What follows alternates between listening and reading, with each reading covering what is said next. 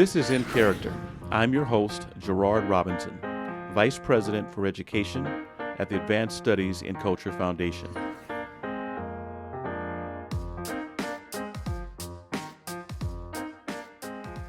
Hello, my name is Gerard Robinson, and welcome back to another edition of In Character.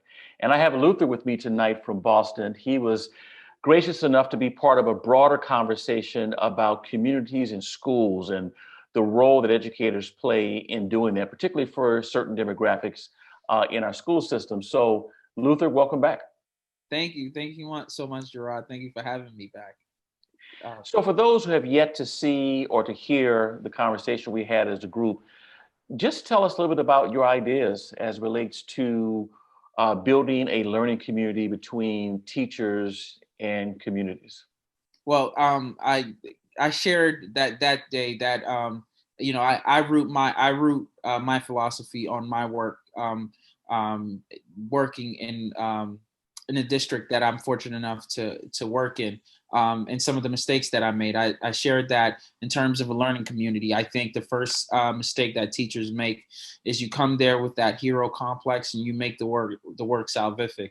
And when you do that, what you end up doing is you put yourself at the core of what the work is. And and it's not something that's done maliciously. It's something I think that is that happens naturally when so much of pedagogy is developing your understanding your own biases, understanding your own, the ways that you teach, understanding different teacher moves, understanding what an equitable lesson looks like. That's all done to kind of show you, how to operate within the classroom. But I think, in my mind, what makes a master teacher is when you put your kids at the center, and when the kids are at the core of the work that we do, it changes the way that we look at community. When we're at the center, community becomes about, kind of parents and community revolving around us and the work that we do. And so our expectation is I need you to be here. I need you to help me engage your kiddo. I need you to do this. I need you to do that. And again, that's a deficit mindset where and that's also not, that's not taking advantage of the wealth of resources that those communities have to offer. But in vice versa, when you put our kiddos at the center, it becomes about them. And so therefore, what happens is that you become part of their community. So that then gives you the kind of cultural capital to then go and kind of take from and build. So a lot about, even creating a lesson, right? Beginning a lesson, just as a teacher in my craft, even in creating a lesson, most of our lessons have nothing to do with the wealth of information that our kiddos have. And so you're constantly introducing new information that has no connection to me after the lesson or before the lesson. So, but when you're a part of your kiddo's community, you understand that you're just a resource for that kiddo. Then you start to see and start to delve in their lives. You can begin to see different connection points. And when you use those connection points, and as teachers, we call it schema, whether you believe it or not, when you start building from those connection points that kiddos have, they not only have a connection to the information, but they can then manipulate the information with a higher level of fluency. And you're also, again, putting them at the center. You don't look at them with that deficit mindset, but again, you're looking at them as the assets that they are, and you're just a resource to bring out some of that awesomeness, right? Yeah, tonight you talked about the savior aspect of education. On the call with the group, you said the same thing. Now, you're from a state that's known for producing a lot of educators that would leave the North to go to the South, after the Civil War and even during the 20th century to work. And we know even in Boston itself, a city with the first, university in the country, the first high school that we know of. So how do you wrestle with the aspect that we want educators to somewhat be a savior, but at the same time not to be a savior? Yeah. I think I think that's like a really packed question, because I think there is, I don't want to get political, but I think That's okay. There's a Northeast. I think automatically you're going to get a Northeast liberal bias in a lot of in a lot of the work that we do, right?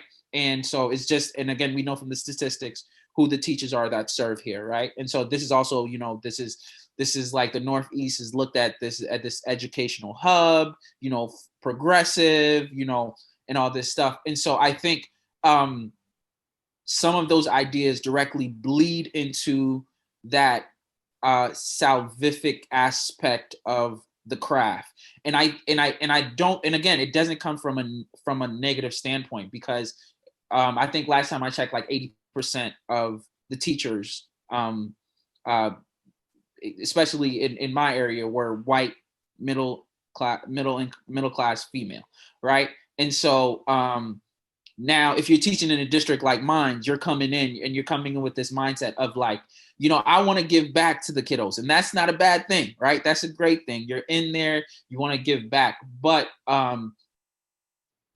what the natural tie-in is that you then are this you then are the lady you're Hillary Swank in the movie, right? And I don't remember what that movie is, Freedom Writers.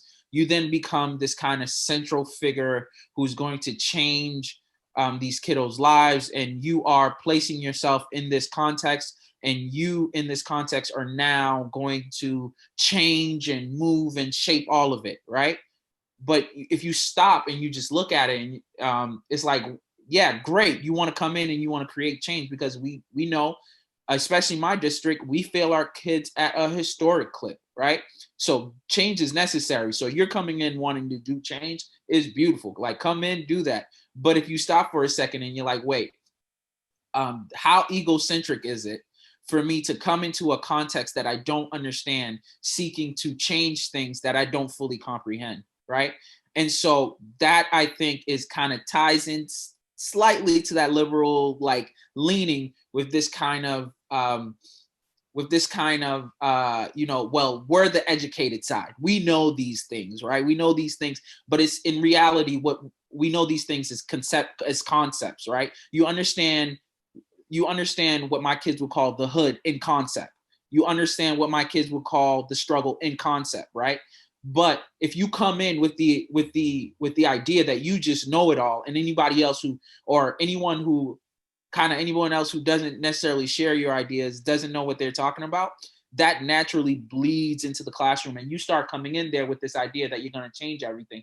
And that's so detrimental to our kiddos. If you think about a kiddo sitting in that seat watching you as a teacher, and you have the philosophy that you are going to come in and make their life better and change and do all this stuff. But wait, before you came in, this kiddo has had 19, 16, 17, 18 years. You're going to see that kid for 1 year. Isn't it better for that kid to think of themselves as like their own savior as opposed to you? Isn't it better for you to engage that kid in what Zaretta Hammond in her text, Culturally Responsive Thinking in the Brain, Teaching in the Brain, she talks about it. Isn't it better to leave an independent learner who then is like a lifelong learner, as opposed to someone who has built a close relationship with you, right? And so when the kiddos are at the center, when it's all about them, even that desire to change stops being about us and our ego, and it starts to become about, okay, I do want to change, your outlook, because the statistics would say that that I need to, but I have to do it from a standpoint of like understanding you, and also seeing myself as a resource in your world and not your savior. I'm here to help you save yourself. Your group, if you need saving. Right. no, your group had a great conversation because we were focusing on parents. You did a great job of talking about the students in the classroom. As we close up, what advice do you give to parents who, in fact, may want you to play that role, and other parents who may say, nope, I agree with you. I just want you to educate. What do you say to them? I mean, I would say for the parents who want me, I'm willing, I think, and again, and it's a credit to a lot of educators. If you need me, right, it's not good for that work-life balance, but whatever you need from me, I'm there to serve. I personally come from a lens of faith.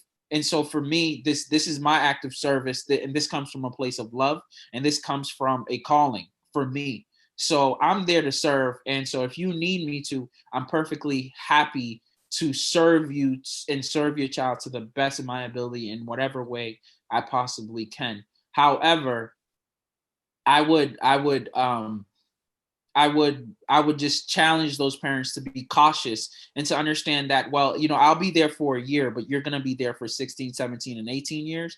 And what I would love to, and what I love to do in those situations is to try my best to better equip those guardians, those parents around understanding what a 504 plan is, understanding what the laws are surrounding the things that they need, understanding what the community is like and what are the resources in the community, understanding developmentally where your kiddo is at. I do have the benefit of doing this for a little while and going to school for it. So I do have an understanding of the psychology of your kiddo, or what is normal behavior for your kiddo, where as you as a parent who's so you're so tied with the day to day, you might not have that information. So I'm more so about, again, it's not about me, it's about you. How can I better help you, and how could I better help you be a better steward of that kiddo as a teacher and advocate.